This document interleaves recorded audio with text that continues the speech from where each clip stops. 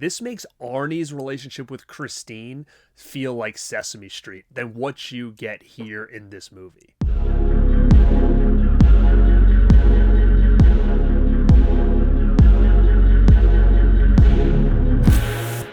What's up everybody, Garrett back here, and I want to do a quick follow-up to my video I did last week. It's gotten a lot of good feedback talking about 5 random movies from my collection that were so disturbing that I don't think I'll ever watch again.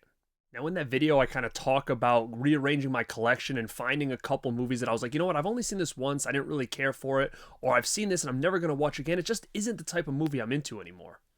But with that being said, I grabbed another 5 random movies that are pretty disturbing that I do actually still enjoy. Now, during that video, a lot of people asked me if there's specific movies I do like that are pretty disturbing. Have I seen this one? Have I seen that one? I've seen a lot of movies, guys. I have so many movies that I've accrued over the last 20 years in this collection. And yes, sometimes my mind has changed on specific things, but as I was looking through my collection after some of the feedback you guys gave me, I picked 5 movies that I still enjoy that could be considered disturbing. Now again, because I said I have so many movies and so many ones that I could probably rewatch, I could continue this series in different parts. Ones I liked and others that maybe I never want to watch again.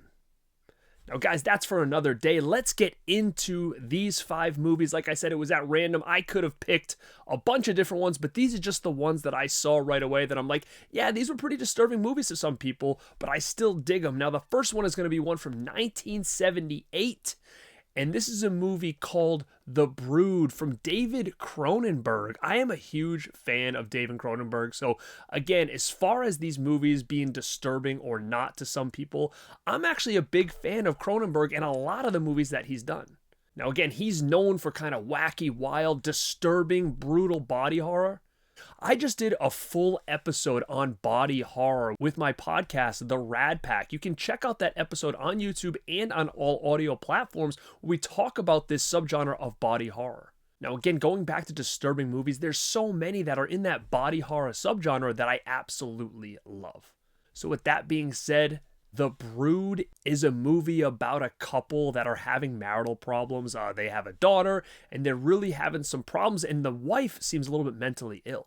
Now, being so mentally ill, the wife goes and spends some time with a psychiatrist to kind of help her, and he explains a special technique to help her that he calls psychoplasmatics. Now again, with all that being said, there's some murders that are happening throughout the town that have to do with these little kids. And as this thing starts to build up, it gets into this climax that is super, super disturbing. And the average person would probably shut this thing off when they saw it. Now again, if you're into sick, twisted body horror type movies, you're going to really dig this one. Again, it takes a little bit of time to kind of build up, but I think the payoff is pretty killer and has stuck with me ever since. All right, my next one, to me, is modern. This came out in 2015, and when I saw this for the first time, I wasn't expecting what we got. And I'll be quite honest, I actually loved this. It really caught me off guard with the type of movie that this was. This came off as just kind of like an all-star cast Western movie, but when I pressed play and checked this thing out, all of a sudden this thing turned horror, and it turned it to an 11. Now that movie is Bone Tomahawk. Again, you might have seen this kind of laying around and not really sure exactly what it is. This does not tell you a lot. This cover art does not tell you a lot about this movie, especially with this all-star cast. I mean, you have Kurt Russell, David Arquette, Patrick Wilson, Sid Haig, Matthew Fox, Richard Jenkins, Lily Simmons, and Alan Frog, aka Jameson Newlander. Now again, this is about the kidnapping of some people from a town, and come to find out it's from cannibalistic Native Americans that have come down and kidnapped these people from this town. Now I talked a little bit in my last video about not liking cannibal type movies, but this one is really cool, but this one is also pretty damn disturbing. Now, I think out of all the ones that I talk about today, this one might be the least disturbing, I think, on the list. Again, it starts very slow. It kind of builds up, similar like I said about The Brood. But it's a real cool story. The tension in this movie, and when you start to see these cannibals, it really gets intense. And man, I will say that last act of this movie is freaking brutal. It totally caught me off guard.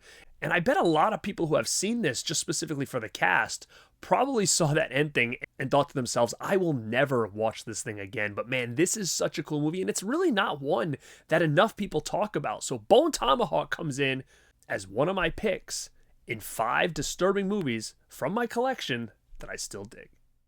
All right, this next one is another modern movie. I remember when this came out, some people had told me, you've got to check this out. This is a French movie. If we know the French, they are huge on disturbing movies. And that's another group of movies that I have to go back and really check out. I have a bunch of like those really extreme French movies that came out in the 2000s that, man, I have not seen since they came out. And I definitely want to do a rewatch on those because those came up a lot in the comment section of my last video. So I will be checking out a lot of those again and maybe doing another video on those movies because it's been so long since I've seen them. I'm getting a few of them mixed up. So I'm definitely going to go back and watch a lot of those French disturbing extreme horror movies that came out around that time. But this one came out in 2021 and it is called Titane, how you want to say it. But man, this thing is crazy. It doesn't seem like a movie that I actually really enjoy, but it is a very interesting movie. It's so different than anything I've ever seen before. It was from the director of a movie, Raw, that came out, I think, in like 2016, which is another pretty disturbing movie that I actually dug as well. So her follow-up was this Titane movie. And man, like I said, this thing, if you haven't seen it, is pretty damn gnarly. It's about a girl who's a kid and she gets in a car accident with her dad and she ends up getting this big plate put in her head. Later in life, when she gets older, she becomes almost like a go-go dancer and she's dancing like on cars and stuff, but she has a weird infatuation with these cars. Let me put it to you this way. This makes Arnie's relationship with Christine feel like Sesame Street than what you get here in this movie. Now, the female lead is named Alexia, and again, this could be considered body horror as well, which, again, I'm a huge fan of that subgenre, but this takes it to a level that I've never seen before. Like I said, the relationship with her in her car, or her and cars, she has a sexual attraction to these cars, and once you kind of see what happens in this movie, this thing just goes completely bonkers, almost like you need to see it to believe it.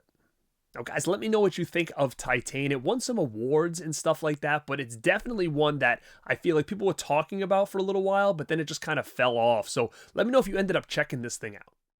All right, the next one came out in 1981. Now, this is interesting because I only have this, which is weird, on this double pack DVD from Anchor Bay. They did these really cool editions back in the day called like drive-in double features, and that's where I have this. And I know that there's cut and uncut versions of this movie.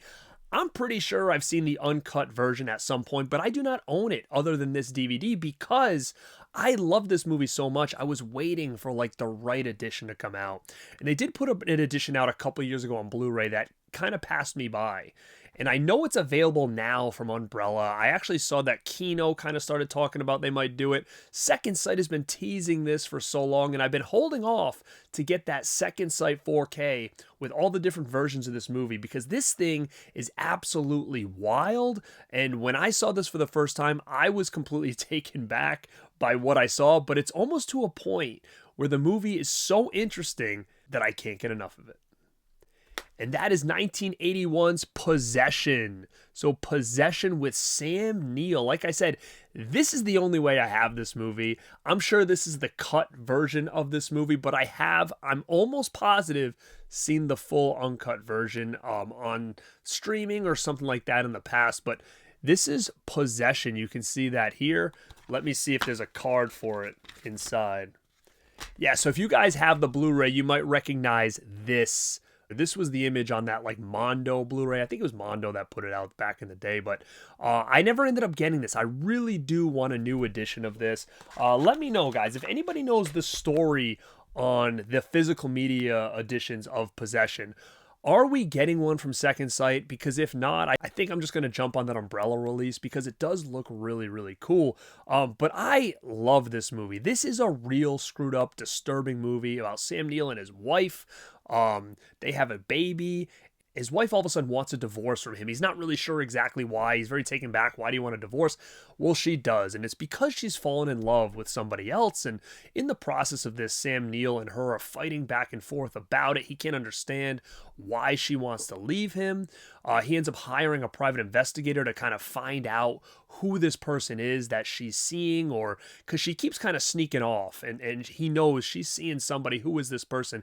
And when the reveal happens, it is completely freaking bonkers. It's disturbing. The movie kind of goes off the rails from there. And like I said, a lot of people do find this to be a super, super disturbing and hard to watch movie.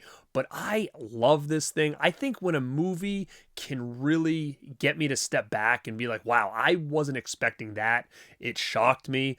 And I'm saying shocked in kind of a clever way, not like, hey, we just dismantled a turtle over here and it was shocking. No, I'm talking about just the writing. This has a sci-fi element to it. I think you guys should really definitely check out The Possession if you haven't seen it. And like I said, please let me know in the comments what is going on with this thing, the physical media version of this. Are we getting a 4K of this or not? I need an upgraded, unrated, big box version of The Possession.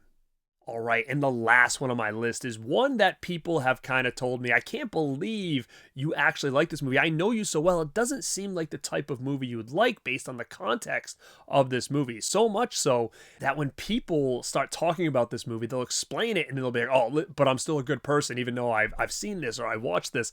But for some reason, when I got into horror, this is my uncle's absolute favorite movie. I've talked about him before on my videos. Even the last video I did, I told you he got me into a lot of those movies. He got me into this movie. It's his all-time favorite movie, and he just built this up so much to me as a kid. And times were different back then. Times are very different in how we kind of looked at things. And when I saw this for the first time and the hype and, the backstory about this and how this kind of felt so real, it was unlike anything that anybody has seen before around the time of Texas Chainsaw Massacre. This was done by none other than Wes Craven and Sean Cunningham. And this is the original Last House on the Left. I'm showcasing my VHS. I probably have about 8 versions of this movie in all different formats. It is one, like I said, that my uncle and I really enjoy. Again, people always ask, what do you get out of this? David Hess, to me, is such a great actor. He's so damn believable.